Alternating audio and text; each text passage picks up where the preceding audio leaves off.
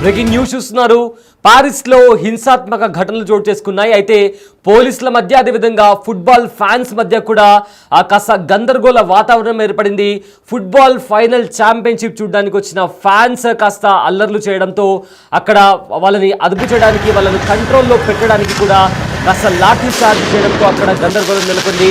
అయితే ఫ్యాన్స్ అదేవిధంగా పోలీసుల మధ్య కూడా ఘర్షణ వాతావరణం చోటు చేసుకుంది. దీంతో జనాలంతా కూడా అక్కడ పరుగులు పెడుతూ కనిపించారు. చాలా చోట్ల కూడా తోసుకుంటూ ముందుకు వెళ్ళినటువంటి పరిస్థితి కనిపిస్తుంది. అయితే పరిస్థితిని అదుపు చేయడానికి కూడా పోలీసులు స్వల్ప లాఠీ చార్జ్ చేయడం జరిగింది. సో దాంతో అక్కడ హై టెన్షన్ వాతావరణం కూడా చోటు చేసుకుంది. అయితే ఫుట్బాల్ ఛాంపియన్షిప్ చూడడానికి వచ్చిన ఫ్యాన్స్ పెద్ద ఎత్తున తరలి వచ్చిన అభిమానులను ఇంటర్ మిలాన్ పై పారిస్ సెయింట్ జర్మన్ అనే టీమ్ విజయం సాధించింది. అయితే తొలిసారి ట్రోఫీని కైవసం చేసుకున్న పారిస్ ఈ నేపథ్యంలో అక్కడ వేలాది మంది అక్కడికి వచ్చారు, గ్రౌండ్ లోపలికి వెళ్ళడానికి ప్రయత్నించారు. సో ట్రోఫీ ఇచ్చే సమయంలో కూడా కాస్త తోపులాట జరిగింది. అయితే ఎవరైతే ఫ్యాన్స్ ఉన్నారో వాళ్ళను అదుపు చేయడానికి కూడా రంగంలోకి పోలీసులు దిగారు. అలా ఎవరైతే అక్కడ కాస్త గందరగోళం సృష్టించారో వాళ్ళపైన లాఠీ చార్జ్ కూడా చేశారు. సో దీంతో దానికి సంబంధించిన వీడియోస్ కూడా సోషల్ మీడియాలో వైరల్గా మారాయి. సో నిన్న ఫుట్బాల్ ఛాంపియన్షిప్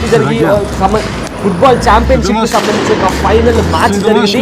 సో ఈ ఫైనల్ మ్యాచ్లో ఫస్ట్ టైం పారిస్ గెలవడంతో ఎవరైతే ఫ్యాన్స్ ఉంటారో వాళ్ళు పెద్ద ఎత్తున గ్రౌండ్ లోపలికి వెళ్ళడానికి ట్రై చేశారు. అండ్ ట్రోఫీ తీసుకునే టైంలో కూడా అక్కడ గందరగోళం క్రియేట్ అయింది. సో దీంతో ఫ్యాన్స్ని కంట్రోల్లో పెట్టడానికి పోలీసులు రంగంలోకి దిగి లాఠీ చార్జ్ చేయడం స్టార్ట్ చేశారు. అక్కడ చాలామంది దుండగులు కార్లకి మంట పెట్టడం, అక్కడికి వచ్చే కార్లను అటాక్ చేసే వాళ్ళు ఆ కార్స్కి సంబంధించిన గ్లాస్ విండోస్ని కూడా పగలగొట్టడం, ఎలా పడితే అలా బిహేవ్ చేయడం, ఇలాంటి మిస్బిహేవ్ చేయడం లాంటివి చేసినందుకు అక్కడ పోలీసులు రంగంలోకి దిగి వాళ్ళని అదుపు చేయడానికి ప్రయత్నం చేశారు. ఎస్, విక్టిమ్ స్క్రీన్ పైన కూడా అక్కడ ఎలాంటి దృశ్యాలు నెలకొన్నాయో మనం చూస్తున్నాము. చూడండి, ఎస్, అక్కడ కార్లకు మంట కూడా పెట్టారు.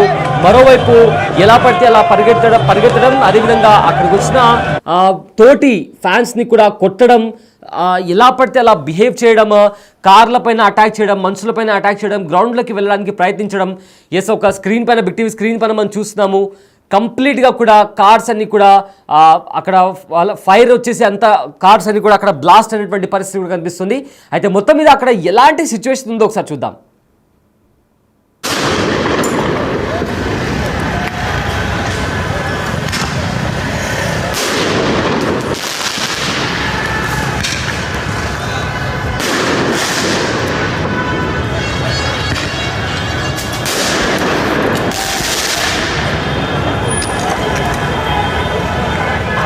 Wesh, tu fais me prendre un mortier.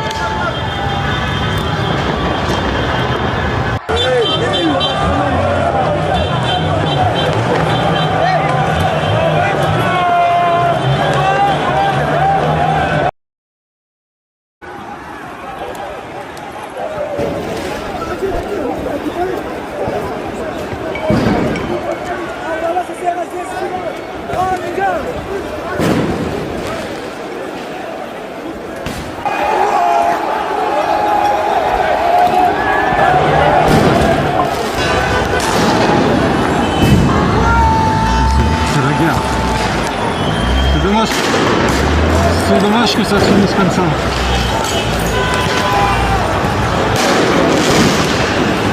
So అక్కడ నెలకొన్న గందరగోళం తర్వాత దగ్గర పోలీసులు 300 మంది ఫ్యాన్స్ని కూడా అదుపులోకి తీసుకున్నారు. అయితే చాలా వరకు కూడా అక్కడ కార్స్ అన్ని కూడా దగ్ధమయ్యాయి. సో ఏదైతే PSG సపోర్టర్స్ ఉన్నారో వాళ్ళు స్ట్రీట్స్లోకి వచ్చి సెలబ్రేట్ చేసుకున్న నేపథ్యంలో ఆ సెలబ్రేషన్ కాస్త అల్లర్లకు దారితీసింది. దీంతో పారిస్ నగర వీధుల్లో కూడా అల్లర్లు చెలరేగాయి.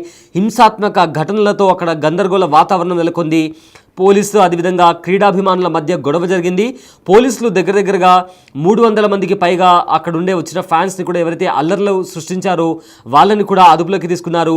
ఫుట్బాల్ ఛాంపియన్షిప్ ఫైనల్ మ్యాచ్ చూసేందుకు పెద్ద ఎత్తున తరలి వచ్చిన అభిమానులు ఇంటర్ మిలాన్పై పారిస్ సెయింట్ జర్మన్ విజయం సాధించడంతో అది కూడా తొలిసారి ట్రోఫీని కైవసం చేసుకున్న నేపథ్యంలో పారిస్ అలియాంజ్ ఎరినాలోని గ్రౌండ్లో ప్రవేశించేందుకు కూడా వేలాది మంది ప్రయత్నించారు. అయితే ట్రోఫీ ఇచ్చే సమయంలో కూడా తోపులాట జరిగింది. దీంతో ఫ్యాన్స్ను అదుపు చేసేందుకు కూడా పోలీసులు రంగంలోకి దిగారు. అల్లరి మూకలపై కూడా లాఠీ చార్జ్ చేశారు. అయితే దానికి సంబంధించిన విజువల్స్ సోషల్ మీడియాలో వైరల్గా మారాయి.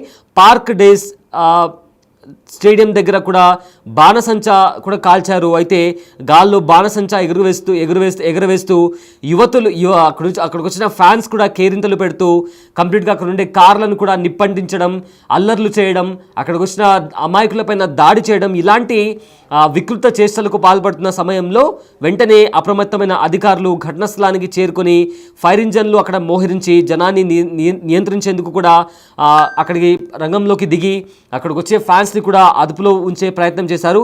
So football అభిమానులపై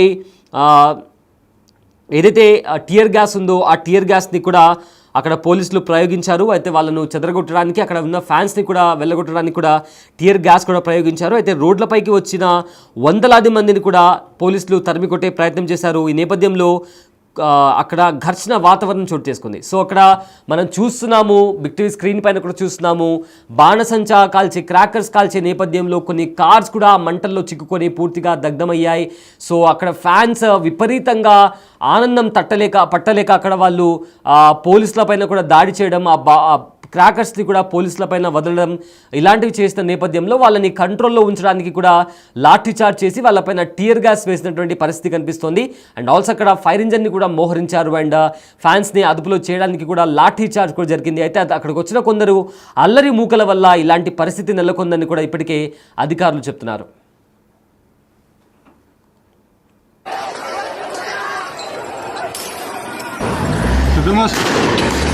C'est dommage que ça se finisse comme ça.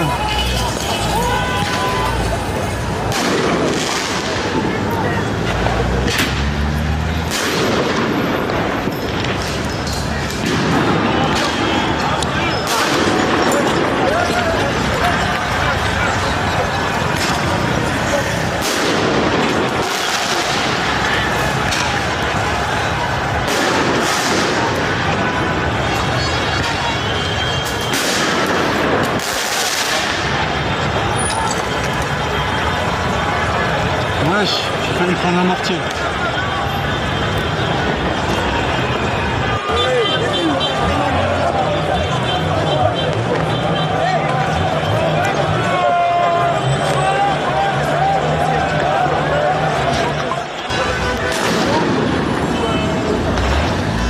C'est la guerre.